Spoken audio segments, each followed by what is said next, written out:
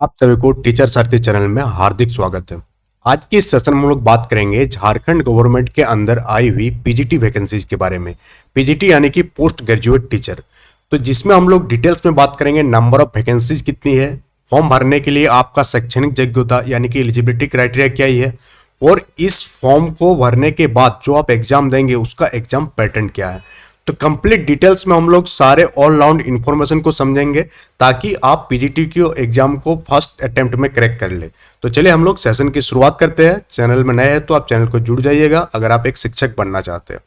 तो सबसे पहले अगर हम लोग बात करेंगे नंबर ऑफ वैकेंसी का, तो नंबर ऑफ वैकेंसी बहुत ही ज़्यादा है। देखा जाए तो एक राज्य के मामले में वो है 3120 पोस्ट है सिर्फ और सिर्फ पीजीटी वालों के लिए, पोस्ट ग्रेजुएट टीचर वालों के लिए।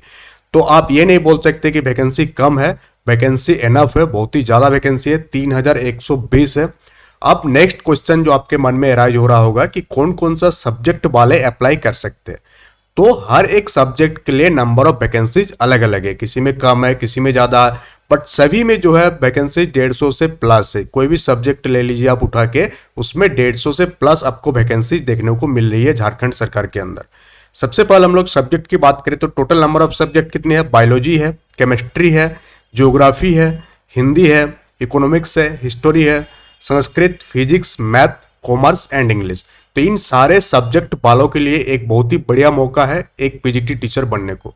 अब हम लोग आगे बात करेंगे नेक्स्ट टॉपिक कि इन वैकेंसीज को अप्लाई करने के लिए क्या बाहर वाले जो अप्लाई कर सकते हैं, यानी कि जो झारखंड से आउटर स्टेट है, क्या वे लोग इसको अप्लाई कर सकते हैं। तो हाँ, आप अगर झारखंड से बाहर का आपका स्थानीयता है तो भी आप अप्लाई कर सकते हैं, यानी कि all India candidate in vacancies को अप्लाई कर सकते हैं। बट इसमें क्या आपको क्या ध्यान रखना कि आपका जो एग्जाम होगा वो झारखंड में होगा। तो अगर आप अप्लाई करना चाहते हैं, अगर मान लेते हैं आप राजस्थान के हैं और इस वैकेंसी को आप अप्लाई करना चाहते हैं, तो एग्जाम देने के लिए आपको झारखंड आना होगा। तो इस चीज़ को आप ध्यान में रखकर फॉर्म को आप भरेंगे। अब हम लोग बात करते हैं कि एलिजिबिलिटी क्राइटेरिया क्या है। तो एलिजिबिलिटी क्राइटेरिया की अगर हम लोग बात करेंगे तो जो भी सब्जेक्ट से आप एपीआर होना चाहते हैं उस सब्जेक्ट में आपका मास्टर डिग्री होनी चाहिए। कौन सा डिग्री होनी चाहिए? मास्टर डिग्री आपका कंप्लीट होना चाहिए। अगर आप मास्टर डिग्री में इस साल एपीआर हो रहे हैं या आपका रिजल्ट अभी तक नहीं आया है तो आप अप्लाई नहीं कर सकते। जितने भी चीज़ों का जो क्वालिफिकेशन का कटअप डेट है वो क्लोजिंग डेट है, और क्लोजिंग कब होगा फॉर्म का? 4 मई 2023 जो है क्लोजिंग डेट है। तो 4 मई 2023 तक आपका मास्टर डिग्री और बीएड कंप्लीट होना चाहिए। मास्टर डिग्री के केस में और एक बार क्लियर कर दे कि एज फॉर एग्जांपल अगर आप फिजिक्स में अप्लाई करना चाहते हैं तो फिजिक्स में आपका मास्टर डिग्री होनी चाहिए। उसी प्रकार से अगर आर्ट्स के सब्जेक्ट की हम लोग बात करें तो उस सब्जेक्ट में आपका मास्टर डिग्री होनी चाहिए, तो ही आप अप्लाई कर पाएंगे। मास्टर डिग्री के अलावा एनसीटी के अकॉर्डिंग यानी national council for teacher education के अकॉर्डिंग अगर आप एक शिक्षक बनना चाहते हैं तो आपको शिक्षक प्रशिक्षण यानी कि टीचर ट्रेनिंग का कोई कोर्स आपके पास होनी चाहिए। और पीजीटी के केस में क्या है, ये बीएड, अगर आप बीएड किए हैं तो आप एलिजिबल है। इसमें एक क्वेश्चन है कि एपीआरिंग वाले अप्लाई कर सकते हैं कि नहीं। तो यस, एपीआरिंग वाले भी अप्लाई कर सकते हैं, यानी कि जो इस साल बीएड के एग्जाम दिए हैं और अभी तक रिजल्ट नहीं आया है तो भी आप अप्लाई कर सकते हैं। बट आपको क्या करना होगा, जब तक जेएसएससी पीजीटी का एग्जाम होगा, यानी कि जेएसएससी पीजीटी का रिजल्ट घोषित होने से पहले आपका रिजल्ट आ जाना चाहिए, तो आप क्या हो जाएंगे, एलिजिबल हो जाएंगे अकॉर्डिंग टू द नोटिफिकेशन। तो एलिजिबिलिटी क्राइटेरिया को लेकर जो भी डाउट था वो आपको क्लियर हो गया। अब हम लोग आगे बढ़ते हैं और एग्जाम पैटर्न को देखते हैं, क्योंकि बिना एग्जाम पैटर्न को समझे आप एग्जाम को करेक्ट नहीं कर सकते। तो ये जो है आपका एग्जाम को करेक्ट करने का की है, और बहुत ही शॉर्ट में आपको समझा दे रहे हैं एग्जाम पैटर्न को। बहुत ही इसमें कोई सीटेट वगैरह टेट वगैरह क्वालिफाइड होने की जरूरत नहीं होती है।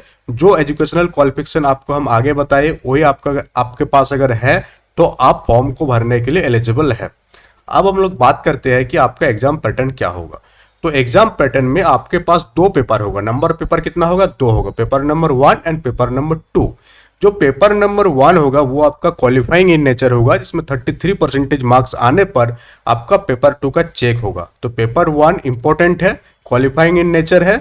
इसमें जो आपको पूछा जाएगा सामान्य ज्ञान एवं हिंदी भाषा की परीक्षा होगा। इसमें 100 मार्क्स होगा, इसका एक क्वेश्चन 1 मार्क्स का होगा और टोटल नंबर ऑफ क्वेश्चन 100 होगी।